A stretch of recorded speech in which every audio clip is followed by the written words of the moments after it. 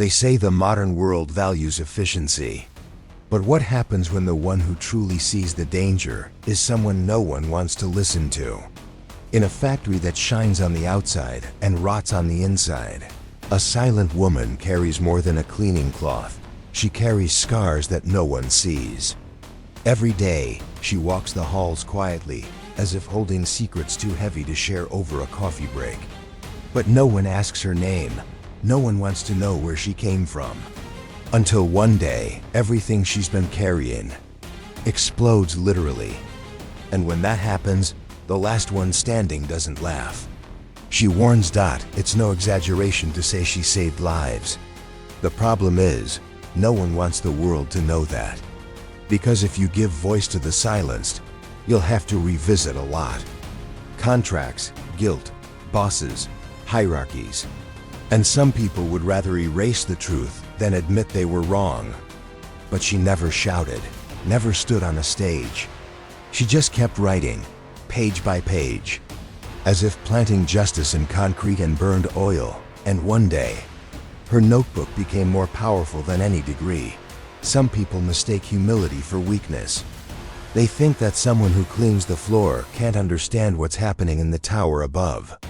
But Bernice Tate once built towers, trained people who now pretend not to know her. But there's one thing more dangerous than underestimating a black woman with scars and quiet: faith, trying to silence her when she decides to speak. Because in the cracks of that factory, a revolution was born. A revolution of notes, of truths scribbled in silence, of eyes that saw everything and waited for the right moment. One warning was ignored, one leak was hidden, one car model was tampered with, and one explosion almost turned into a national tragedy. But behind it all, there was a constant presence. Invisible, yes. Powerless? Never. She could have become a statistic, just another name on a termination letter. But instead, she chose to become a seed, a root, a foundation. And that's why today, those who tried to erase her must see her name lit up in headlines. You're about to hear the story of a woman who became a national symbol without ever wanting the spotlight. A woman who believed in justice more than job security, who chose truth over comfort, and in the end, proved that dignity isn't bought, it's built, even with tired hands. If you've ever felt invisible, dismissed, or underestimated, this story is for you, because they say faith moves mountains. But sometimes it only needs to move a broom at the right moment and change everything. Get ready to witness a real-life story turned into a lesson about ethics, courage, silence, and redemption. But above all, about a woman who refused to stay quiet, even when the whole world tried to silence her. Because the world only changes when someone dares to say it cannot stay the same. And she dared. And you're about to see why. But before listening to this exciting story, if you are not yet subscribed to our channel, subscribe now and become part of our community. The cleaning cloth slipped between Bernice's fingers like a second skin. Her boots barely made a sound on the cold concrete, but in her mind, every metallic snap from the machines echoed like a warning. The Luxforce corridor reeked of hot rust and broken promises. She walked slowly, eyes scanning details others ignored. A misaligned torque bolt, a loose fitting, a flickering sensor light. Bernice didn't wear an engineer's badge, but she saw with the accuracy of someone who had prevented disasters before they had names. Behind her, two young techs passed by, laughing loudly. She stares at the floor, but her thoughts fly too high. One whispered Dot in the break room, where invisible lines split the air. Bernice wiped down tables while overhearing excited chatter about the LX9 prototype. Tech terms flew like sparks, but one detail froze her inside: changes to the fuel valve system. No one else noticed, except her. Later, near the assembly bay, she watched in silence. Every weld, every hose, every wire. Pulse spoke to her, and she listened. She approached a young engineer, his badge still shiny. "Excuse me, sir. That connection's sitting a little high, don't you think?" He chuckled. "Giving lectures now, Miss Bernice?" And walked away. She didn't answer. Just pressed her cloth against the side of the trash bin, making the metal groan. As she tossed out scraps of insulation tape, something caught her eye. A crumpled, yet readable paper. A hand-drawn schematic with red markings. The arrows pointed exactly where her concern lived. A material switch and a rerouted valve circuit. Her fingers trembled slightly. She folded the paper and slipped it into her coat pocket. Then walked to her locker, knelt down, opened her water bottle, and read quietly the faded sticker. "God sees what men hide." Though her shift was nearly over, Bernice lingered. It felt like the building breathed differently that night. The bluish glow from floodlights sliced across the floor like razors. She retrieved her old leather notebook. One more glance at the rescued draft, and she began writing with steady hands. Was she afraid? Of course. But her greater fear was staying silent. Each word inked into that book was a kind of prayer, not for revenge, but to save lives. She remembered her father's words, "One wrong bolt kills more than a bullet." But nobody reads the cleaner's manual. The next day, she arrived before sunrise. The factory still slept, but its engines were ready to wake. From the maintenance closet, she gathered her tools and returned to the assembly floor. In the distance, she spotted the LX-9 under bright spotlights. Engineers crowded around, talking timelines and costs. But not safety, never safety. She knelt as if cleaning and overheard. "We cut time on the prototype build. Investors will love that. If anything goes wrong, blame falls on someone. Disposable." She swallowed hard-dotted break. She sat alone on a concrete bench. The early sun was weak and iron dust danced in the breeze. She pulled out her notebook, rereading her notes. Her finger traced an old grease stain as she whispered, "They won't listen. But God sees." Her silence carried ancestral echoes. Generations of women surviving quietly. A group of workers passed without a glance. And Bernice felt like a painted wall. Present, solid, ignored dot back near the testing zone. She noticed a new employee labeling the control panel, using codes different from last week's reports. It nagged at her, not a mistake, a shift. And in any system, enough shifts add up to catastrophe. She knew. Her notebook returned to her pocket. Her eyes never left the vehicle. Her mind worked like a silent scanner. But the eyes around her? Focused only on their own reflections. She returned to the trash bin, sifted carefully, like digging for justice in a landfill. Among greasy papers, another clue.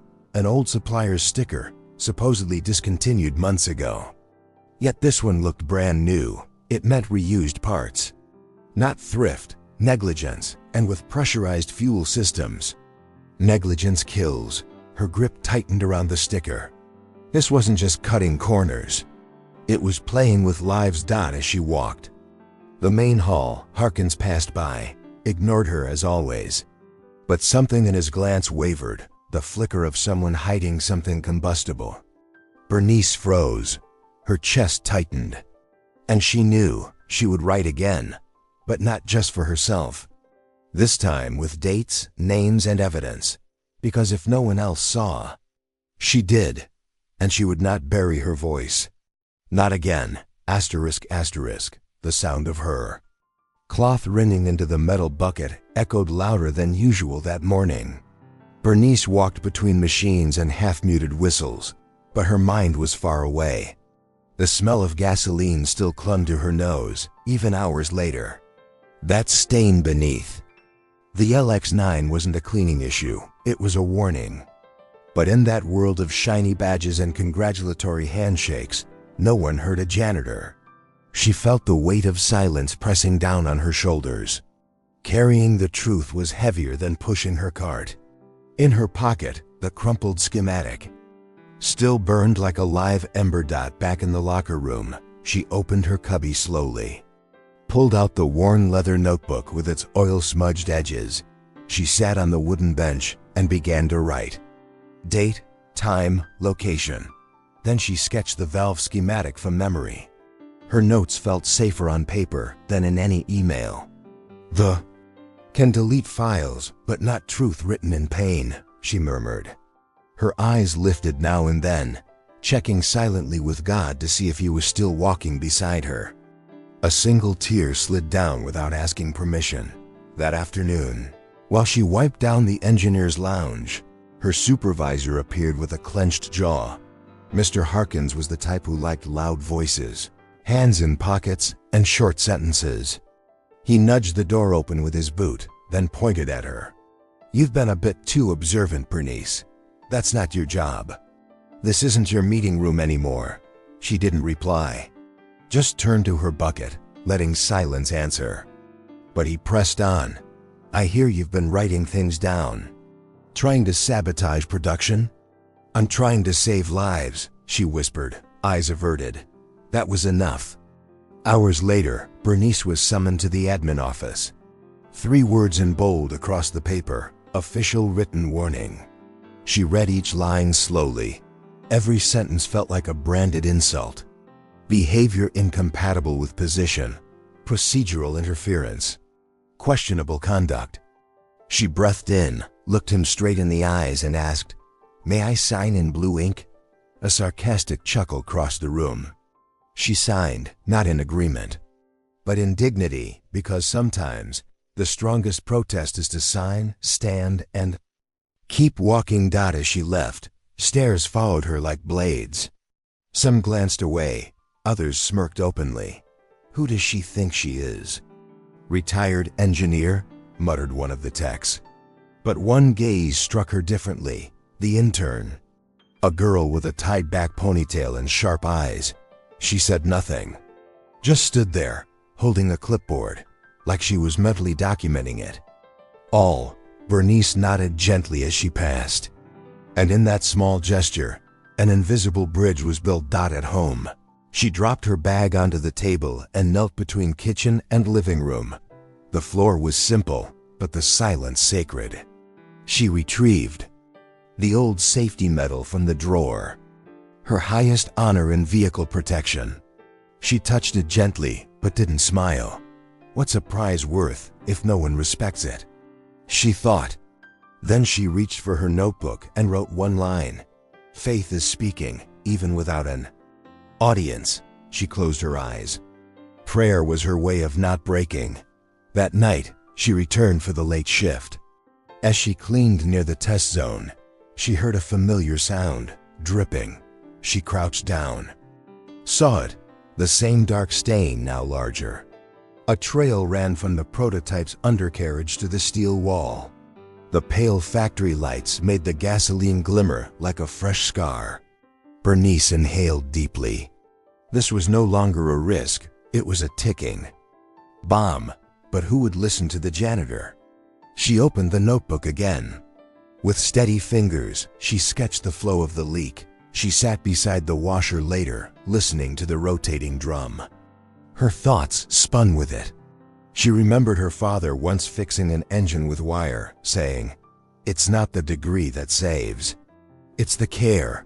Bernice had care, had eyes that saw, but no one to listen. Or did she? The intern's face flashed again in her mind. Maybe, just maybe, a seed had been planted. And seeds bloom, even on hard ground, if watered with truth. The next morning, the loudspeaker blares. Tomorrow is Shine Day. Official LX9 demo with live press coverage. Bernice clenches her rag tighter. A cold shiver climbs up her spine.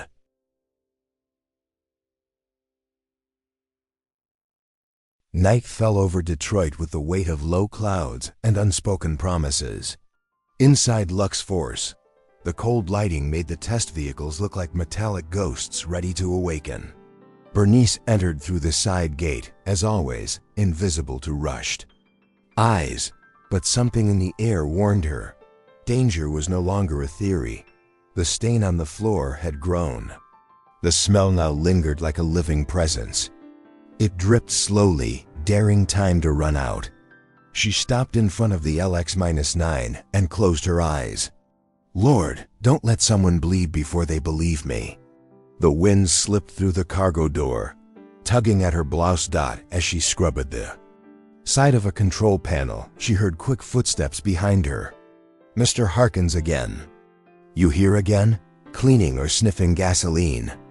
The question stabbed with cynicism. She stood slowly, meeting his gaze with the dignity of someone who had swallowed larger injustices. There's a leak. If I'm right, someone could get hurt tomorrow. He laughed loud. If I wanted drama, I'd watch TV. One more intrusion, Bernice, and you're out. She nodded quietly. But deep in her chest, something burned, not fear. It was courage, dressed in silence. Out in the next room, young engineers played with the brake simulator. One of them joked, "Watch out, or the rag prophetess will predict another apocalypse." Laughter echoed. Bernice heard every word without turning. She kept cleaning, as if scrubbing away their contempt. One of them kicked a soda can toward her. It rolled to her feet. She picked it up calmly and tossed it in the trash, saying nothing. Because sometimes silence is the only answer. With honor dot behind the glass wall that separated the test track from the rest of the factory, a young intern stood watching. Her face was mostly expressionless, but her eyes followed Bernice with precision. She seemed to be mentally recording every gesture, every glance, every detail. As Bernice passed her in the hallway, the girl whispered, "I saw it too." The words were few, but heavy like an oath. Bernice stopped, breath deep, and replied, "Then keep seeing, and don't forget." Across the factory, posters went up with pride. Shine Day, witness the future. The CEO prepared the event like a red carpet premiere. Big screens, reporters, gifts for investors. But the metal scaffolding holding it all had flaws. Small ones, the kind only someone like Bernice would catch. And she did. While cleaning near the floodlights, she saw exposed wires close to the auxiliary tank. Too much negligence, too much risk, too much silence. Later, before her shift ended, Bernice was called into supervision again. Harkins held another warning. Last chance. Either act like a janitor or you'll be cleaning streets. She looked at the paper, then looked at him. Do you sleep well at night? She asked. He didn't answer, just slid the sheet forward. She didn't sign it.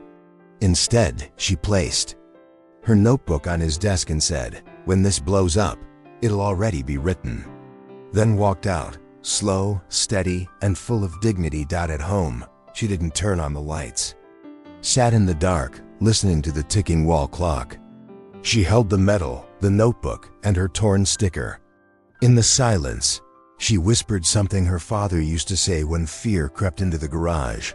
Courage is moving even when the ground shakes. That night, Bernice didn't sleep. She stayed dressed, alert, as if knowing tomorrow would not forgive the distracted. Because what was coming could no longer be stopped. The next morning, the loudspeaker echoed, "All departments, take your positions. Today is Shine Day. The test begins at 10 a.m. National broadcast."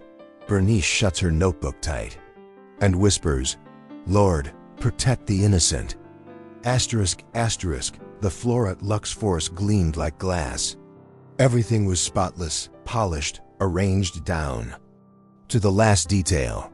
Company flags flapped in the Detroit industrial wind, as if the entire building were preparing to strut its ego. Bernice arrived before everyone. She swept near the test track in steady motions, but her eyes kept scanning the vehicle at the center, the LX-9, surrounded by lights, cameras, and promises. The new model would be tested live for the press, investors, and technical leaders. But for her, what was being tested wasn't a car. It was a life.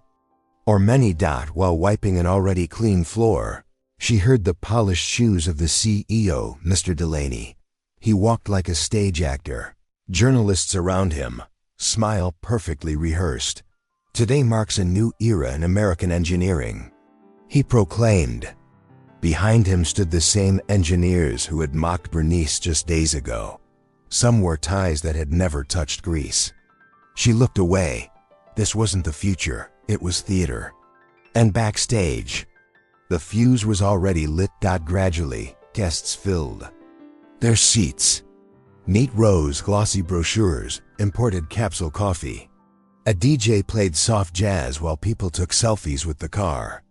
Bernice cleaned quietly along the track's edges, but her eyes were glued to the car's underbody. One bolt, one fitting, one glint out of place.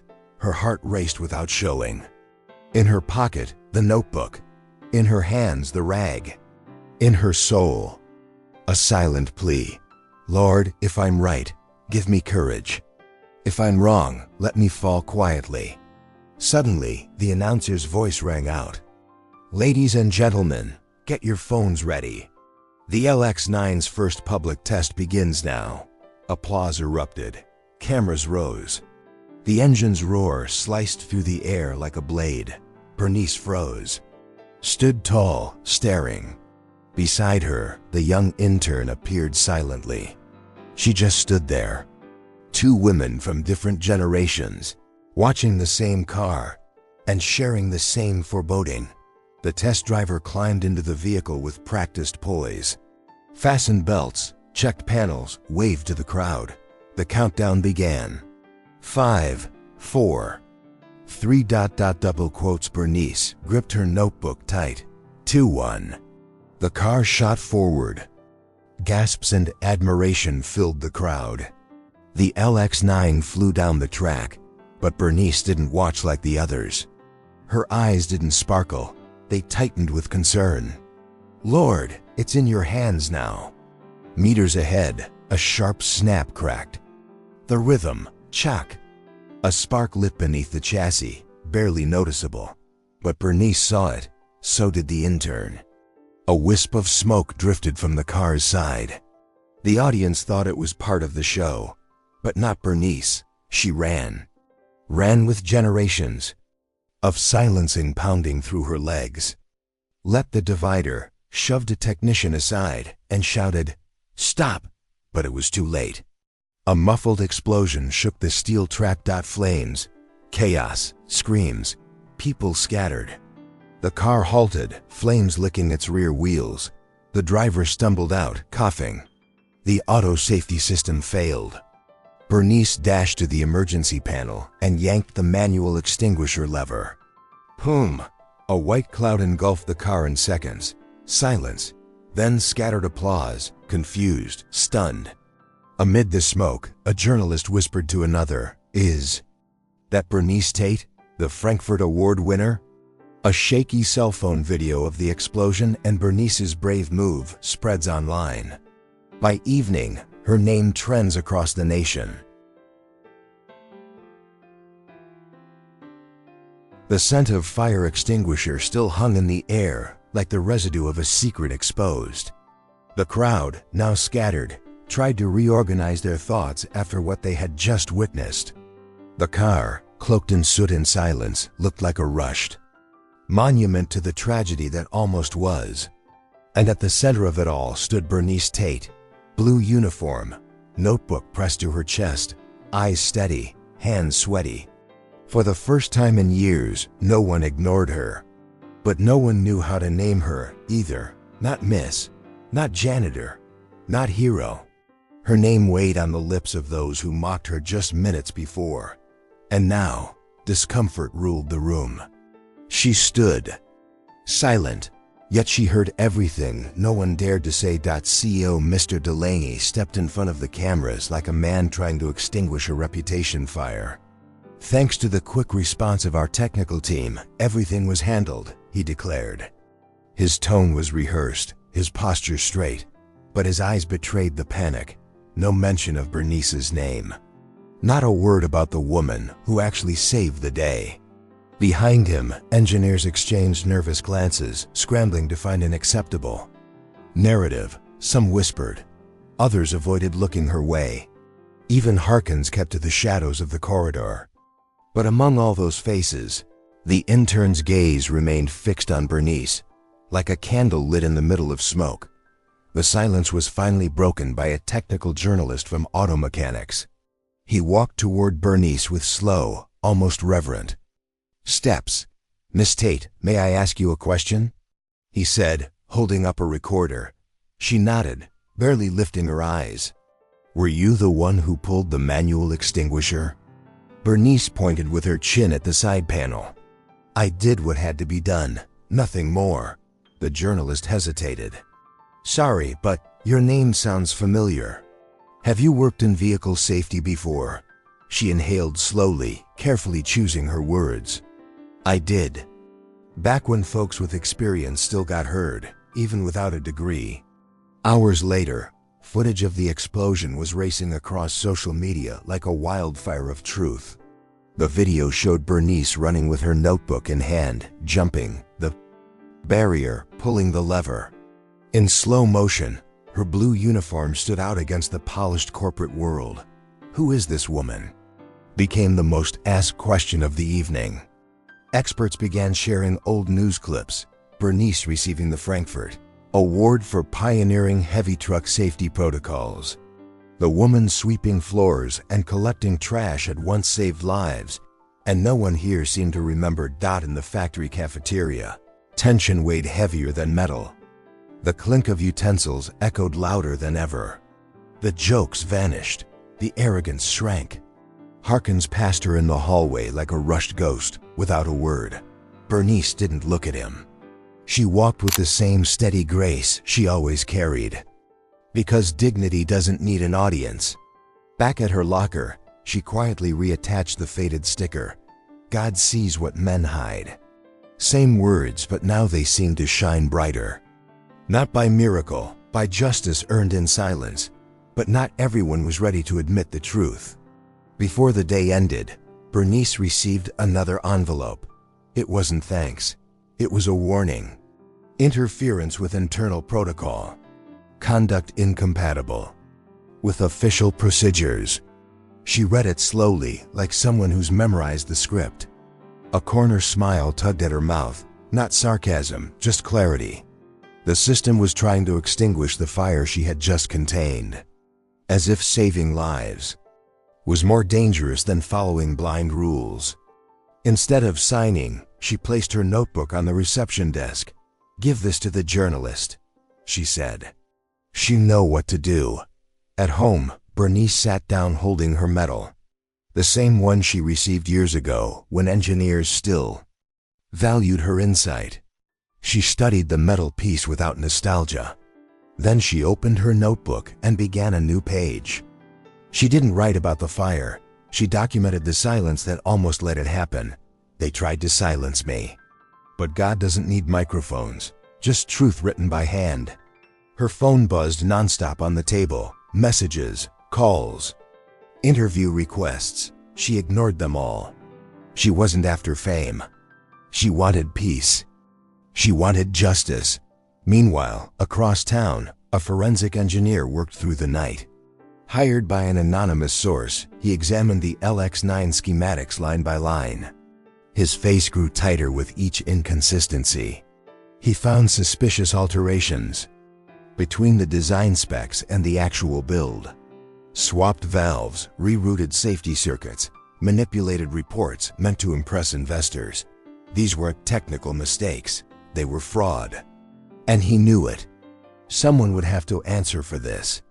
Bernice was finally asleep.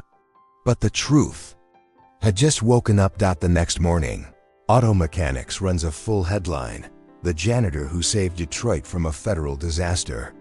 The war between truth and silence has just begun. Asterisk. Asterisk. The next morning began with the muffled hum of whispers and a storm of notifications. Bernice Tate's name was everywhere, in discreet headlines, in factory group chats, in meeting rooms where no one dared say it aloud. "The janitor who saved the prototype," read one post. But inside Lux Force, a calculated silence reigned. No manager greeted her.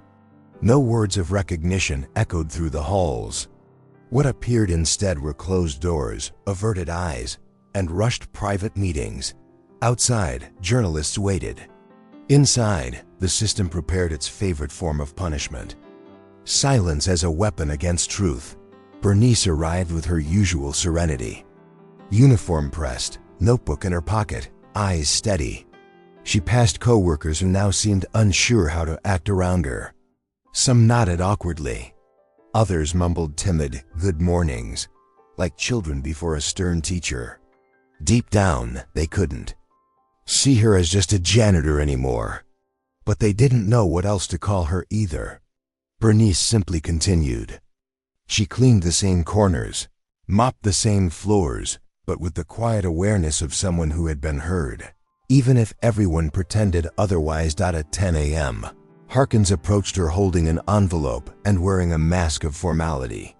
"Signature required," he muttered, avoiding eye contact. Bernice unfolded the paper. It was her termination. Conduct incompatible with internal protocols. Insubordination and breach of hierarchy. She didn't flinch, didn't protest.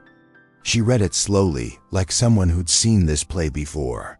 Folded it carefully, then looked him straight in the eyes and said, "If saving lives is insubordination, then fire me with pride." She walked out slowly, carrying more than just her belongings. Down the main corridor, notebook pressed to her chest, she reached the exit. The intern was waiting. She didn't speak, just handed her a folded piece of paper, the contact for the auto mechanics reporter. "She wants to hear everything," she whispered. Bernice nodded. No words. That silent exchange sealed an unspoken pact. Two women who had learned to see, to listen, and now to speak. Before leaving, Bernice looked back at the factory floor. There was no anger, only clarity. Hours later, sitting at her kitchen table, Bernice spread out her notes over the vinyl tablecloth. Schematics, dates, names, part codes, all carefully documented. She dialed the number from the paper. The reporter answered on the first ring. "Miss Tate, are you really the one in that video?" Bernice answered calmly, "Yes, but what matters isn't the video. It's what came before and what's coming after." An hour later, the reporter sat on Bernice's couch, listening to every detail like a courtroom testimony. Meanwhile, in a high-level conference room upstairs, CEO Delaney was yelling into a phone. The auto mechanic story was in pre-release, and shareholders demanded answers. How did this woman access our reports? Why didn't anyone know her past? Someone better clean this up. The meeting turned hostile. Harkins tried to justify the firing. Another exec suggested pulling the video from internal servers. But it was too late. The truth had walked out the front door, and now it was spreading with the kind of force only justice can carry.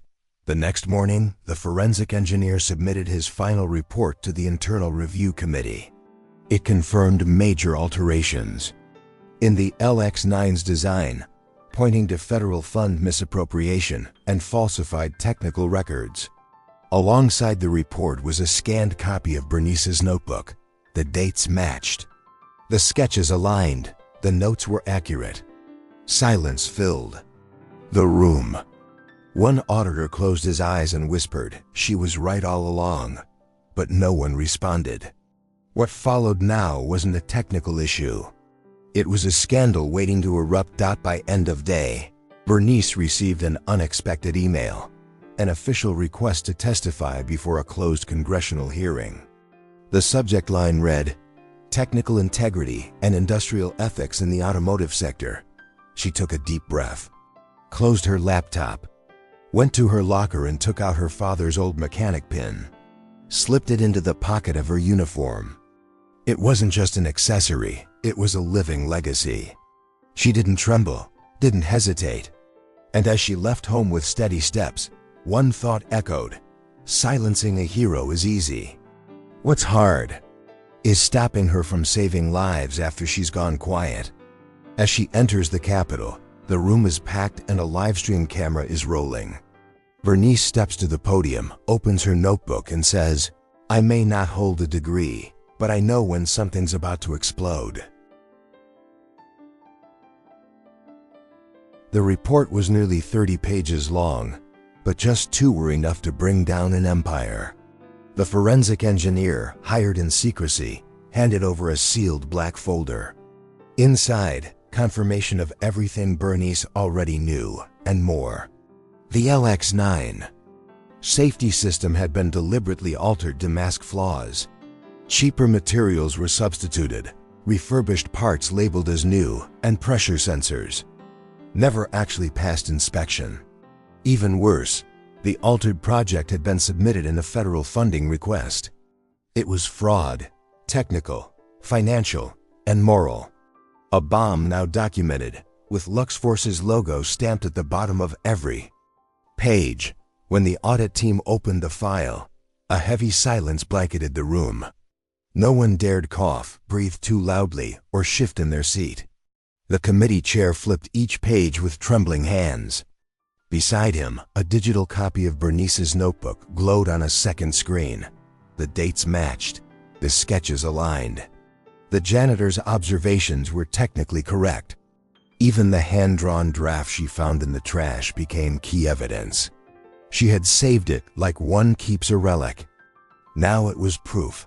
Solid, damning, undeniable. Meanwhile, at home, Bernice was in the backyard, tending her plants with dirt on her hands and clarity in her soul. She didn't watch the news, didn't check social media, but she felt it. Something had shifted. For the first time, the world seemed to pause and listen, without her having to shout. That afternoon, an official letter arrived. An invitation to a public hearing, nationally broadcast. The Senate wanted to hear her story. Wanted to know how a janitor saw what engineers ignored. She looked to the sky, smiled with her eyes, and whispered, "They still don't get it.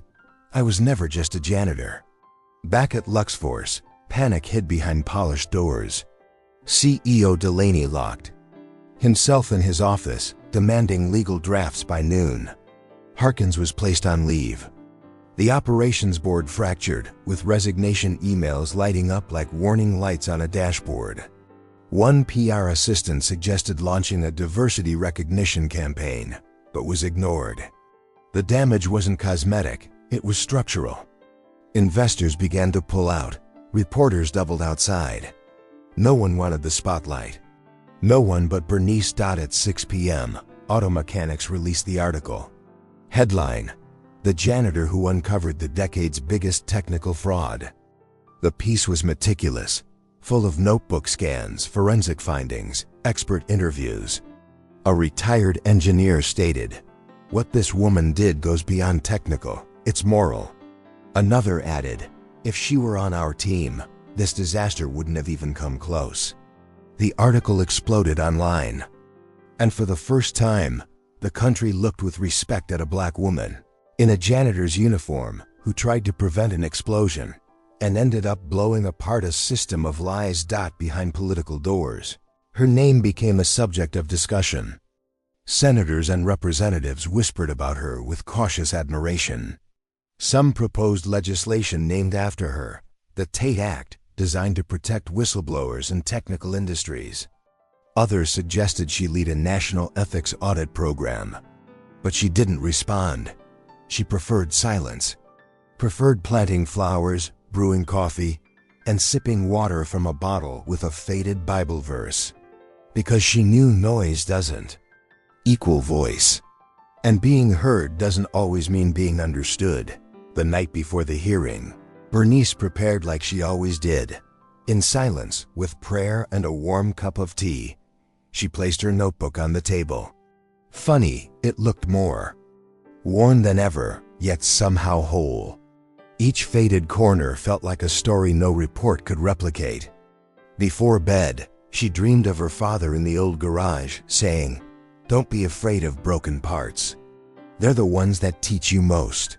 She woke before sunrise, put on the same blue uniform, tied up her hair, and stepped outside, not to chase glory, but to honor the truth. As she enters the Senate chamber, Bernice freezes.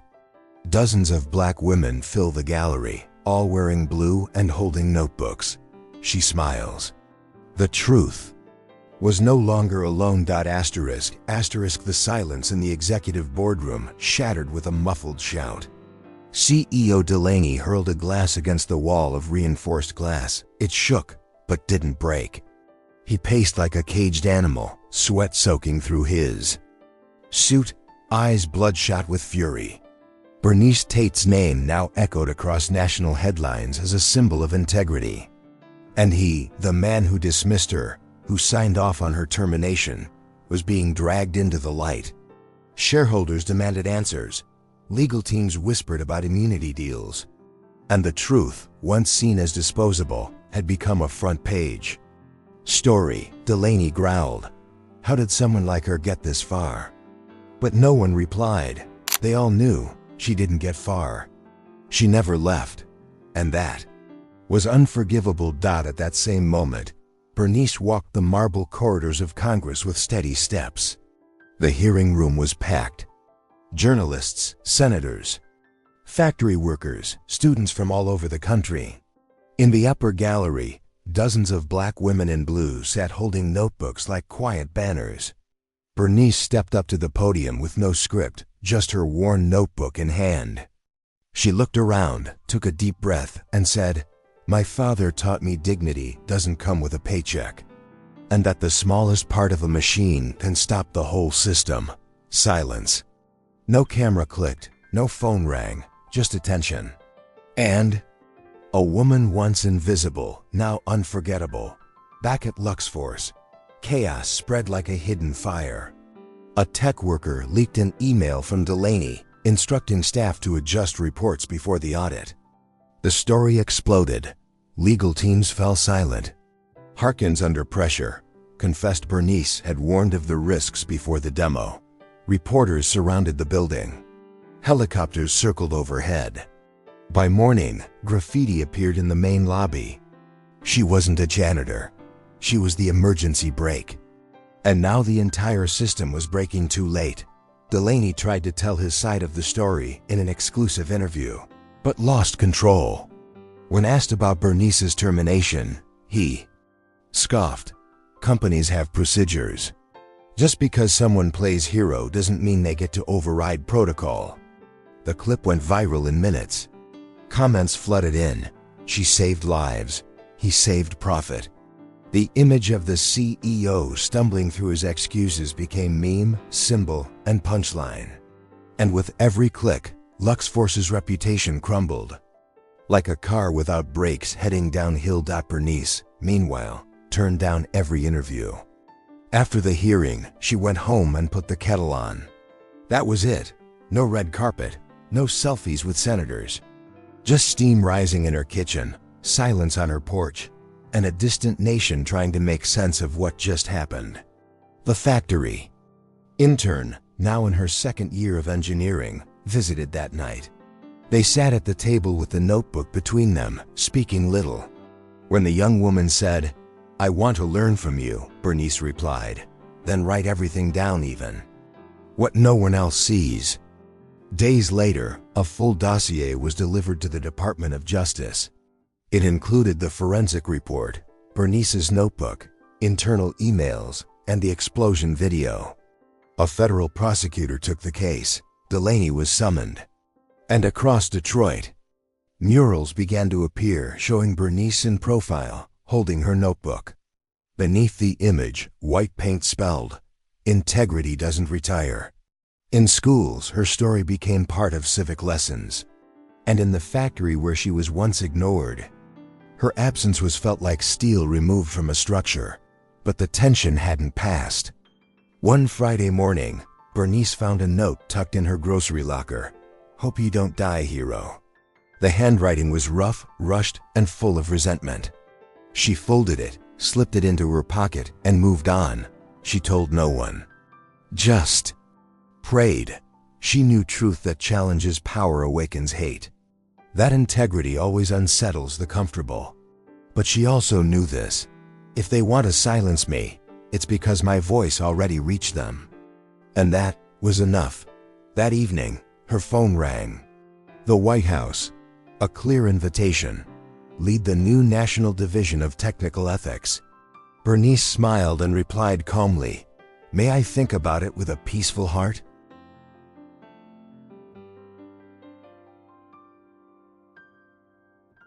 The envelope was thick and white, sealed with a golden presidential crest.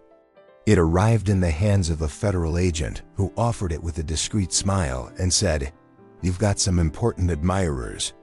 Bernice looked at the envelope with the calm of someone who had already survived bigger explosions. She opened it gently. Inside, a formal letter signed by the President of the United States. The invitation was clear. Lead the newly created National Division of Technical Ethics, a program designed to reform safety and transparency across the auto industry. The nation wanted her voice, officially. But Bernice didn't respond right away. She simply closed the envelope, set it on the table, and went to tend her garden. The news spread faster than any press release. Headlines boomed. From janitor to national leader, Bernice Tate invited by the White House. But she didn't make public appearances, didn't comment, didn't grant interviews. While the world debated her decision, she swept leaves in her backyard, watered her plants, and wrote in her notebook as she always had. When a persistent reporter showed up at her door, Bernice welcomed her kindly but spoke plainly. "What I do has little to do with headlines, and everything to do with what you choose when no one's watching." The journalist just nodded and took notes in silence. Meanwhile, at Luxforce, her name was etched in metal. A new industrial safety training center had been named after her, the Bernice Tate facility. But there was no ceremony, no speech, just a mural of her holding the notebook with a brass plaque that read, "She wasn't invisible. They were just looking the wrong way." Around the factory, her name was spoken. With respect.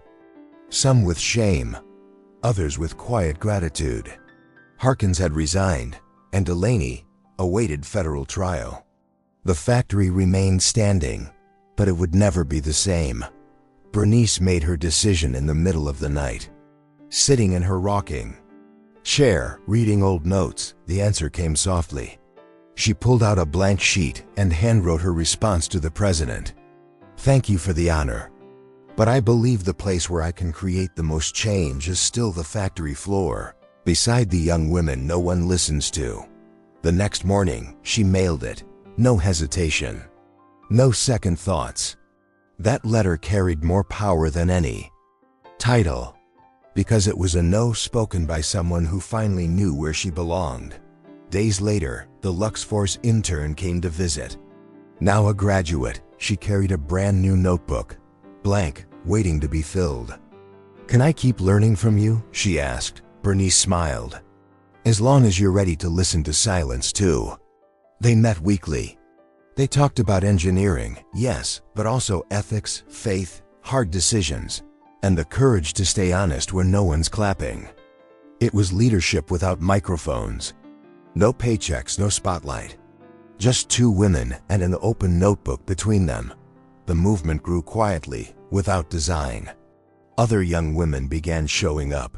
They brought notebooks, questions, stories, and found in Bernice a mentor who taught more with presence than words. She listened closely, reviewed their sketches, flagged risks, but always asked, "Why are you doing this? For the right result or the right reason?" That's how a new generation was born.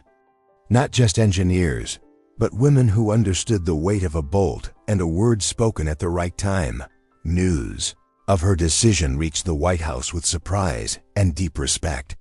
One advisor said, "She understands something we're still trying to learn." The president ordered her story included in the National Ethics Training curriculum. And so, in technical schools across the U.S., the Luxforce case became a landmark.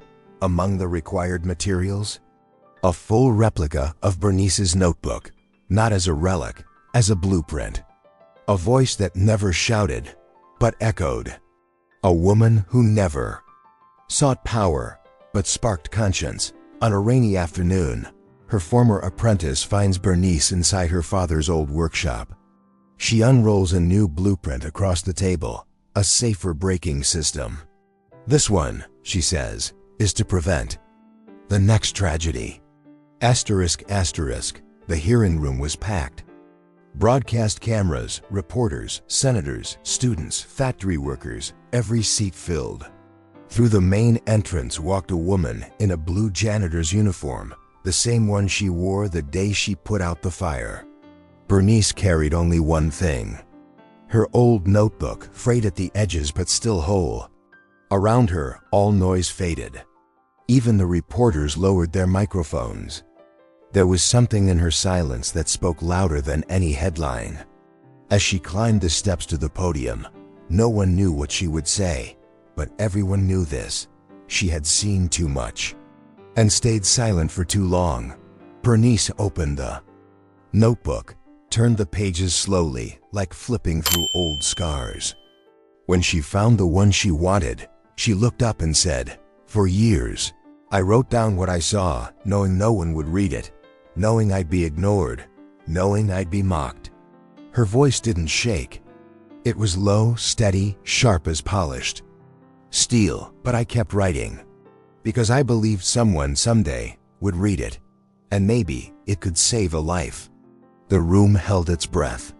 A black woman with wrinkled hands and calm gestures was turning pain into legacy and silence into testimony. She continued, "This notebook has mistakes, scribbles, spilled coffee, grease stains, but it also has courage, because courage isn't loud. It's steady. It's doing what's right when wrong is easier." She pointed gently toward the Senate bench. "For years, you've written laws thinking the flaw was in the parts. Sometimes, it's in the human blueprint. In pride, in the hierarchy that silences." A ripple passed through the room, not of discomfort, but of truth. Bernice wasn't accusing. She was revealing. She had walked through the dirt of the world and refused to let it stain her soul. One senator asked how she defined ethics. Bernice looked at her notebook, then at the young intern sitting in the front row, and answered, "It's doing the right thing when no one's watching. It's remembering who you are when no one sees you." The senator tried to smile, but his eyes glistened. Bernice closed the notebook slowly. "I don't want a medal. I don't need a building named after me. I want the next black girls in this country to be heard without having to wear silence as a disguise." And in that moment, something in the room shifted, as if everyone finally understood the weight of a quiet woman deciding to speak. When her testimony ended, the committee chair stood and applauded. One by one, others followed. The intern rushed to embrace her. "You didn't just expose the system. You taught us how to see it." Bernice didn't cry. She touched the old pin in her pocket, her father's. Outside, it rained, but a soft light filtered through the windows. It wasn't the sky. It was memory. It was justice, not washing away the past, but watering what could still grow. And what was coming already had a name, a notebook, and purpose. Outside the Capitol, a crowd waited. When Bernice stepped out, no one screamed. Just a wave of respectful silence. Someone reached forward with a blank notebook, and she signed it with 3 simple words: "Keep writing, girl." It was enough. That night, hundreds of people started writing in their own notebooks, documenting truths, injustices, invisible acts. A movement was born, not of protest, but of presence. Because what changes the world isn't always what explodes. Sometimes, it's what refuses to be erased. At home, Bernice hung her uniform on the same old hook, washed her face, poured a cup of tea, and placed the notebook on the table. Beside it, a new one, untouched, hardbound, pages blank. She opened it and wrote the first line: the story isn't over. Then closed it with care. She didn't know if she'd live to see the ending, but she knew others would continue, other voices, other eyes who'd refuse to pretend they didn't see. Because once truth finds a home, it never goes quiet again. In LuxForce's front lobby, beside the plaque with her portrait, a new inscription reads, "She didn't ask for a voice. She built a silence where everyone finally learned to listen." In the end, Bernice Tate didn't wave banners or apologize for being who she was. She simply walked, with the quiet strength of someone carrying a purpose greater than her pain. While many shouted power in the halls of LuxForce, it was in the silence of one woman that truth found its shelter. There was no revenge in her eyes, only the calm of someone who planted dignity where there had once been disregard. The floor she mopped became the stage for her triumph. And that old notebook, the one so many had ignored, became an unshakable testament to integrity. Bernice didn't chase titles. She sought justice, and she achieved more than that. She planted hope where fear used to grow, perhaps what terrifies. The powerful most isn't scandal. It's the fact that an ordinary woman proved courage doesn't depend on a badge. Bernice showed that you don't need a high-ranking position to stand tall.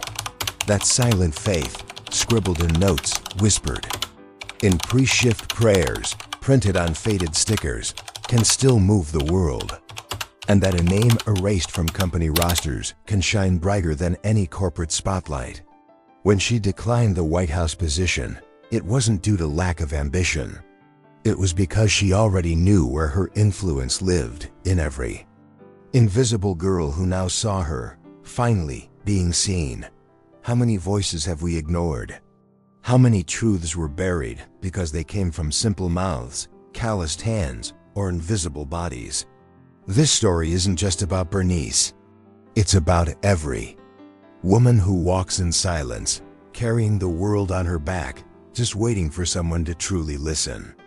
Are we really looking into these people's eyes? Or, like so many at that factory, have we been trained to see only uniforms, never the story behind them? Life is full of Bernices. The real question is, will we keep walking past them without noticing? LuxForce continues its operations. But now, at the entrance of the new wing named after Bernice Tate, there's a mirror. And below it, a plaque that reads, "Before you judge someone by their job, ask what they've saved in silence."